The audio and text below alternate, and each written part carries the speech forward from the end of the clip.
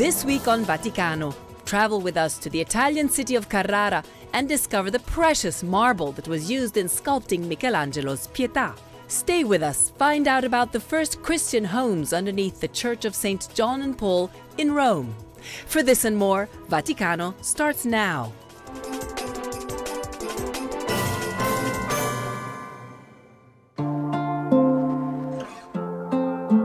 What looks like snow-covered mountains in Carrara are actually quarries of pure white marble gleaming under the Tuscan sun. Handpicked, carved, sanded and polished, this Italian marble was chosen for a 1.5-ton tomb of a lady who's been under canonization since 2016 by Archbishop Aquila of Denver, Colorado. Her name is Giulia Greeley. Resting in the Basilica of the Immaculate Conception in Denver, the tomb of Carrara marble matches the existing stone in the basilica that came from Marble, Colorado. Natural stone materials, expert design, Eric Marshall works on many projects with Colorado marble, but he knew there was only one place to go for Giulia's tomb: Carrara, Italy. We chose to go directly to Carrara because, of course, the material is notably the most beautiful white marble of the best quality for carving and rendering to high detail. As you'll see with some of the bas-relief that are present on the top of the tomb for the emblem of the Archbishop. And then we've additionally carved a Sacred Heart that is a part of a medallia that is placed on the front of the tomb. But who is Giulia Greeley? Born into slavery between 1833 and 1848, she worked under many white families in Missouri, Wyoming, and New Mexico, but mostly in Denver, Colorado. Left with one eye from a cruel slave master's whip, she was freed from emancipation in 1865. Giulia remained in Denver to work domestically for Denver's first governor, and his devout Catholic wife was a strong instrument in Giulia's conversion to the Catholic faith. Despite growing up in a life of suffering, Giulia had a heart for others. When her personal belongings were spent, she begged for food and clothing on the streets with her little red wagon for those in need. She realized that even white, poor people were embarrassed by receiving aid from a black woman, so she worked during the night to deliver goods on people's doorsteps. Although Giulia had arthritis, her charity was non-stop. She died in 1918 and has become known as Denver's Angel of Charity. Of all the marble in the world, Eric Marshall traveled to a small town in Italy because of its relationship with Michelangelo. Michelangelo came to Carrara to search for the perfect blocks of marble that he wanted to create his world-renowned masterpieces like the David and the Pietà. The reason why we chose to do the work here in Italy is because of the traditions of the Italians having the most notable experience with the local material, and also the classic interests of doing ecclesiastical works here for the Catholic Church. Carving is no easy task. Each type of marble has limitations based on size, cut, carve, and clarity. It takes years of studying architecture and sculpture to develop an artistic eye to select the perfect marble for each project. And this is a material that renders a very nice warm white background with limited veining that allows for an expression that is of classical clarity that enamors one to feel present in what you would imagine to be in St. Peter's or other prestigious churches in other parts of Italy. In this particular case, a tomb is something that of a focal point, you want balance and you want a minimalist approach in the veining or the character to not distract from the beautiful engravings and carved reliefs and coffers that are set into the stone. This elegant design renders the person of Giulia Greeley perfectly. It mirrors her beauty and her delicate charity. The masters of the trade of carving stone is something for me that rings a priority of importance for all of my work, because I think that to do something in stone is intended to last and to have integrity, But when it can make a statement and when it can have a story that is behind it beyond just an expression in architecture, to me, the balance of the art and the story is something that brings it to another level.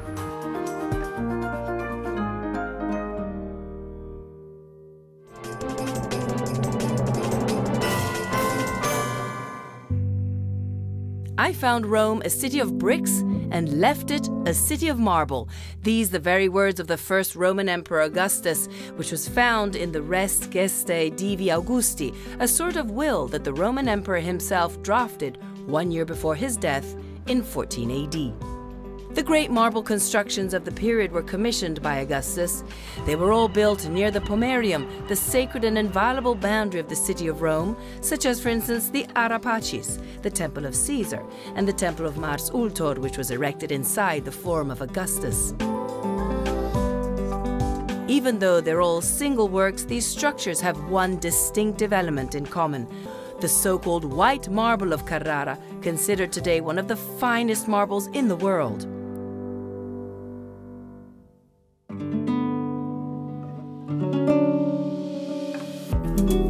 This type of marble is named after the Tuscan town where it's extracted and has been a protagonist of the Italian Renaissance thanks to Michelangelo Buonarroti, the famous sculptor who from this very limestone gave life to works such as the Pietà, the Moses and the David. But what's so special about this marble? What are the features that make it so unique? To answer these questions, we spoke to Dr. Carlo Musetti, geologist and technician at the Carrara marble quarries. Carrara e il complesso metamorfico delle Alpi Apuane. The metamorphic complex of the Apuan Alps, where the Carrara marble is quarried, is a unique mountain chain from a geological point of view. Here in geological times, so millions of years ago, certain geological conditions occurred, which led to the formation of particular limestone deposits in a clean sea with calm, clear waters and coral reefs, and with a certain quantity of living organisms. During their genesis, that is to say, the formation of the mountain chain, this sedimentary material was covered by thrust sheets, also called nappes, which caused an increase in temperature and pressure on this limestone layer. This way, this sedimentary limestone transformed under the pressure of heat and recrystallized into what you see today, which is this white marble. The uniqueness of this marble, as explained by Dr. Musetti, is due to its usage patterns and its robustness. Le caratteristiche fisico-meccaniche del marmo di Carrara, oltre al valore estetico. What sets the Carrara marble apart from other marbles from other parts of the world are, besides its aesthetic value, its physical mechanical features. Thanks to them, the Carrara marble can be cut into specific dimensions and used as a structural element, so for columns, for architraves. Therefore, it has physical mechanical resistance, which is different to Greek marble, Turkish marble, as well as to the marble from the United States, where quarries of beautiful marble can be found, with similar physical mechanical characteristics to the Carrara marble, but never exactly the same. Si avvicinano, ma non sono mai come quelle del marmo di Carrara. From these mountains, coated in snow-white marble, nestled amongst the Apuan Alps mountain chain, comes the marble that was used to build the cathedral dedicated to Andrew the Apostle in the historic center of the town of Carrara.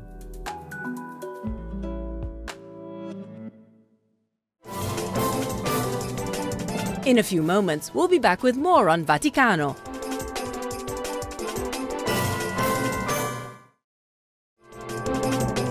More on Vaticano begins now.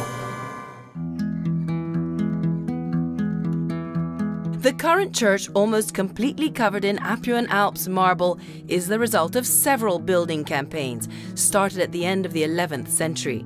Completed only in the second half of the 15th century, the cathedral shows three distinctive constructing phases, thus revealing a stylistic transition from the Romanesque style to the Gothic. On the facade, a large marble wheel window with 20 spokes stands out, which symbolizes the city's coat of arms. On it, there's the engraving Fortitudo mea in rota, which means, my strength is in the wheel. The evocative and mysterious light that seeps through its many windows pierces the cathedral's inner space and emphasizes the fine marble works that are part of its interior decoration, like, for example, the pulpit, a mandatory element in Romanesque churches, the baptismal font, perfectly symmetrical to the altar dedicated to the Madonna del Popolo, patroness of Carrara. And finally, the enormous wooden crucifix from the 14th century hanging above the high altar, which is impossible not to notice.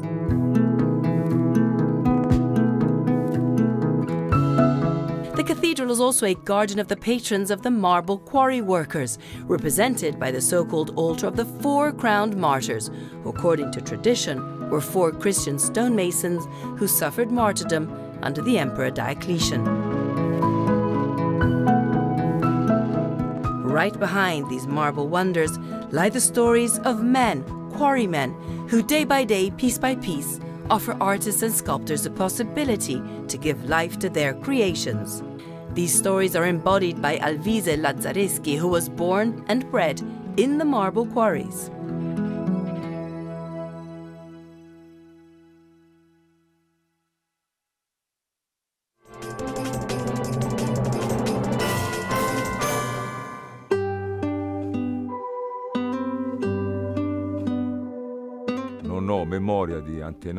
I have no recollection of an ancestor who was not a quarryman. I have been coming to the quarry every day for 37 years now, and I cannot remember any ancestor of mine who had a different job. If you are a quarryman, you belong to your job. You are kind of born into it. You were born into it because it was the job of your father, of your grandfather, of your great-grandfather, and so you've been hanging around the quarry since you were a child, and you've always lived this reality. Alvise decided to write his memoirs in a book that was published in 2016. In it, he sums up his 30-year experience in the management of marble quarries. With reference to my memories, I have written them down in this book, where I talk about my whole experience, from the time of my childhood until the modern time of marble extraction. I grew up and still live in the small village of Colonnata, which, when I was a child, was exclusively a community of quarrymen. I narrate about this job because I've been a witness. At the end of the 70s and the beginning of the 80s, the job underwent a deep transformation from being a strictly manual job at the time of my childhood to the time when modern technologies were introduced. The job of a quarryman is unusual and harsh. This is a special job, meaning that with all the problems that occur, it is never monotonous. The quarry is tended by respecting these joints, which are natural joints, so every day you come across a different situation. Every day, different extracting solutions must be sought. It is important that the whole quarry team takes part in the problem-solving process. The job of the quarryman is not mechanical. There's no foreman who decides what to do and workers who obey his orders. The whole quarryman team takes part in the works of the quarry, and this is what's special about this job, something very particular.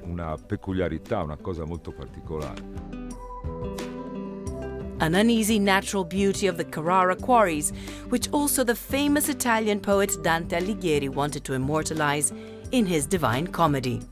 The quotation is, "The Carrarese who houses underneath, among the marbles, white a cavern had for his abode."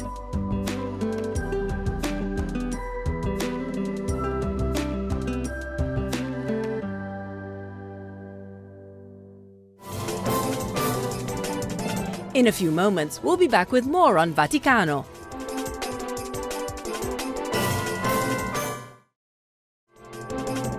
Welcome back. You're watching Vaticano.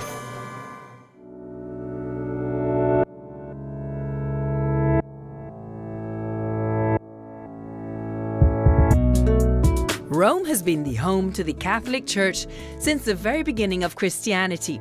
Here the two great apostles, St. Peter and Paul, along with thousands of the first Christian followers, sacrificed their lives for the sake of spreading the good news. Early Christians prayed and celebrated the liturgy in their private houses, in places of worship called Domus Ecclesiae. According to tradition, it's thought that the majority of the churches in Rome are built over the houses of the first Christians. We'll shed light on the historical nature of this tradition by exploring the basements of the ancient Basilica of Saints John and Paul on the Celian Hill in Rome.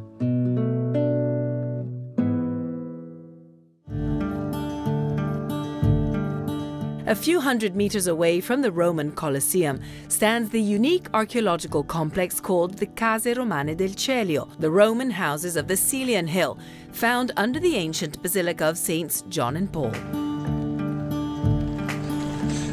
The church is the only one of its kind. The Paleo-Christian facade, crowned by a relatively modern Baroque cupola, perfectly matches with the medieval bell tower, which is decorated with Islamic pottery dishes that were brought as trophies by the Crusaders.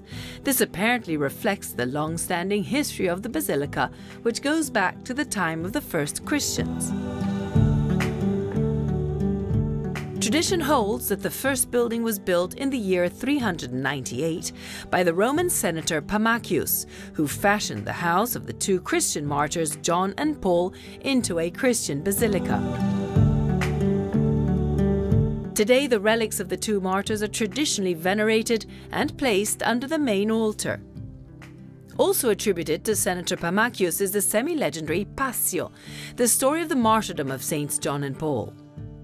In the story of the Passio, it's said that the martyrs were eunuchs of Constantina, daughter of Constantine the Great, and were Roman soldiers in Constantine's army.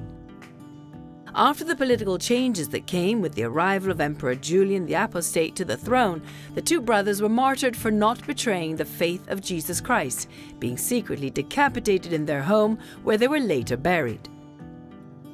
To substantiate this tradition, we went to the archaeological site located beneath the church in search of evidence. Mariana Giustinian, expert of the site, greeted us with some surprising news, saying that in fact the Passio was key in identifying the place of the martyrdom of Saints John and Paul. The excavations occurred at the end of the 19th century, organized and commissioned by a Passionist priest, Father Germano di San Stanislao. Non sapeva che cosa avrebbe trovato. He didn't know what he was going to find, and the first findings surprised him as they seemed to confirm the tradition narrated in the Passio. He first found elements that pre-existed the church, that are the foundations of a domus. However, this is not surprising in Rome. What did strike Father Germano, though, was the presence of frescoes that displayed Christian symbols. Padre Germano è la presenza di affreschi che ai suoi occhi sembrarono dettagli cristiani. What Father Germano found was basically a complex of peasant houses, stables for animals and shops, later incorporated into a rich and elegant villa containing large rooms, a personal bath and a courtyard. Archaeological investigations have dated ruins to different stages of the site's development. Qui siamo in una delle sale più belle. We are in one of the most beautiful rooms where you can appreciate the perfect state of conservation of these environments. This is the so-called Nymphaeum of Proserpina. We should picture it as a courtyard with an open ceiling. It was built around the second half of the 3rd century AD by the new owner, who replaced the old commercial areas, the shops and warehouses, with a new residential building on the ground floor. Terra di un'isola, una nuova abitazione. The scene we see in the fresco represents the culminating moment of the pagan myth of Nympha Proserpina and her return back to earth that symbolizes the beginning of spring. Questo era uno spazio a cielo aperto, quindi immaginiamo di avere un pergola. This space had an open ceiling. We should imagine a leafy pergola above, with sun rays piercing through it and coloring the surface of the water, which is a typical element in a nymphaeum. As you can see, all the niches on the wall at the back have marble paneling. the water flowing over the marble panels, reflecting their colors, making cheerful sounds. Vedete l'elemento a scaletta appoggiato sulla parete? That element with steps that you can see leaning against the wall was originally placed under the niches. After creating a coating of colored reflections, the water cascaded over it and collected in the central basin. There are also some extremely precious details, like this floor made with large colored marble tiles from the middle of the 4th century AD, and other unimaginable details, like, for example, the window reveal, which still retains its decoration of colored glass mosaic tiles. You can still see the mark of the glass, or anyway, of the closing system that protected this environment. Everything was designed to offer the owner an extremely relaxing space where he could spend blissful moments. Per I suoi momenti più piacevoli. The courtyard of Proserpina is a great monument of late pagan art, but Father Germano wasn't satisfied by this discovery, as he was looking for any piece of evidence that could prove the historical nature of the story written in the Passio on the martyrdom of Saints John and Paul. Proseguendo nei suoi scavi, In the course of his excavations, Father Germano found one of the most beautiful and most important rooms of the Roman houses on the Celian Hill, the wonderful Room of the Orant. It is called this way because the female figure above, portrayed with her head covered and in the typical Christian gesture of prayer, immediately touched not only Father Germano, but also all of the scholars who have studied this room decorated with frescoes from the early 4th century AD. questi sono affreschi. These frescoes, which predate the Edict of Milan and the presence of Christian elements, immediately brought to mind the extremely evocative possibility of considering this as a private house where the first Christians secretly gathered to pray, a domus ecclesia. Scholars have been deeply engrossed by this beautiful hypothesis. Together with the orant, other elements evoking Christian themes are represented in the vault, such as male figures clad like typical philosophers. The philosopher's tunic, a piece of garment symbolizing wisdom, is very often used to portray the apostles' philosophers in their Roman catacombs. We also have goats and lambs, other elements that have supported the fascinating hypothesis of the Domus Ecclesia. Della Domus Ecclesia. Yet recently, some archaeologists have sown doubts on the Domus Ecclesia hypothesis, because together with Christian elements, the room also contains pagan symbols, such as theatre masks, and figures of a fantastical nature. However, the owner could have been a Christian who had a tendency towards other cultures. Father Germano discovered many other rooms, but what he found in the upper room exceeded all expectations. Paulusque Johannes. Questa potrebbe essere. Paulusque Johannes. This inscription could be the key to unraveling the mystery of the historical identity of the martyrs John and Paul. It is a modern inscription where only a fragment, 3 letters, an N, an I, and an S, belongs to the past. The rest was reconstructed on the basis of a text attributed to Pope Damasus, which we know as part of a medieval collection of epigrams that he dedicated to martyrs and saints. Dedicati da Papa Damaso ai martiri e ai santi. Pope Damasus is a 4th century pontiff who insisted on the recovery of the cult of saints to encourage Christian communities with their courageous examples. The problem, however, is that there's no certainty that the inscription can really be attributed to that pope. Se l'iscrizione fosse veramente di Papa Damaso, if Pope Damasus was actually the author of the inscription, we would have the confirmation, the certainty of the historical identity of John and Paul, and it would be a pontiff who was a contemporary of the 2 brothers, the one to witness their authenticity. Otherwise, we would still have to investigate and try to shed light on the history of this architectural complex, which is definitely a place of Christian worship. I am standing now in a very special place, since it originally was the landing of the staircase that led to the upper floors of the insula. In the middle of the 4th century AD, this place, which was extremely uncomfortable, extremely hard to reach, was converted into a worshiping point for the faithful. To ease the coming and going of the faithful, another staircase here on my left was added to the original one. People could then climb up and down without getting in each other's way and stop to pray in this small chapel, the Confessio, which is exactly above the stairwell. Che si trova esattamente sopra il sottoscala. In the passio which led Father Germano to the rediscovery of the Celio houses, this niche underneath the stairs is the crucial evidence regarding the location of the tombs of Saints Peter and Paul. According to the passio, other believers were also executed: Crispus, Crispiniano, and Benedetta.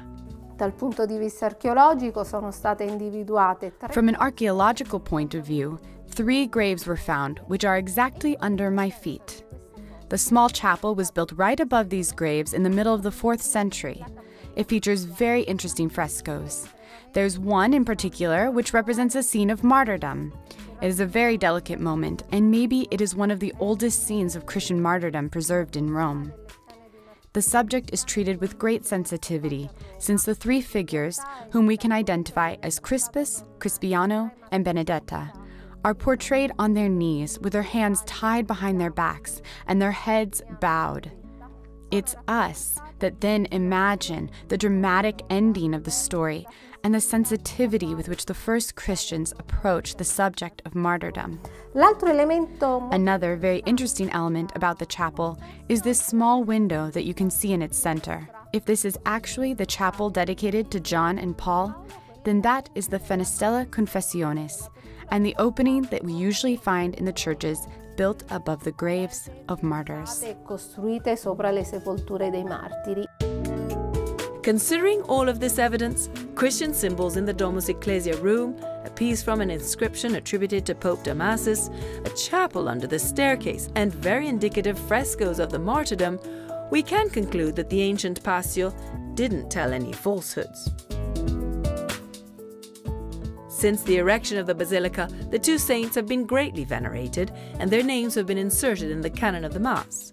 During every Eucharistic celebration, priests from all around the world pronounce the names of Saints John and Paul, asking God that through their merits and prayers, in all things, we shall be protected by God.